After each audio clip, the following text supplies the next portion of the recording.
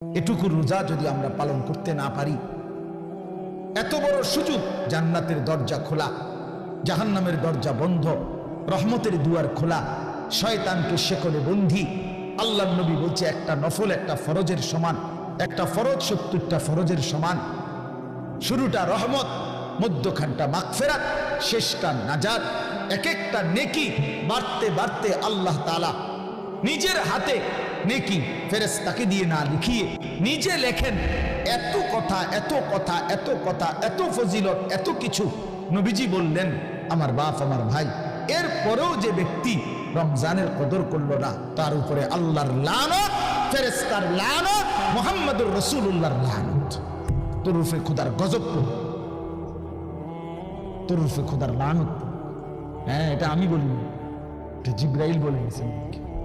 কি জিবরাইল নবীজির কাছে রমজানের লাস্টে আইয়া বলছে, নবী এত বড় রমজান, আপনার এত কাকুতি মিনতি, আপনার এতগুলো ফজিলতের কথা শোনার পরেও আপনার যেই নাফরমান উম্মত রমজানকে কদর করলো না, তার উপরে আল্লাহর লানত, আমি জিবরাইলের লানত, ফেরেশতার লানত।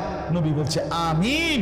হ্যাঁ জিবরাইল, আমি তো বদদুয়া দিতে চাচ্ছিলাম না, আমি অভিশাপ দিতে চাচ্ছিলাম না, কিন্তু আজকে আমি রাসূল আর সহ্য করতে পারলাম না এমন নাফরমান উম্মতের উপরে আমি মুহাম্মদের লানত। আমিন, আমিও মেনে নিলাম। যা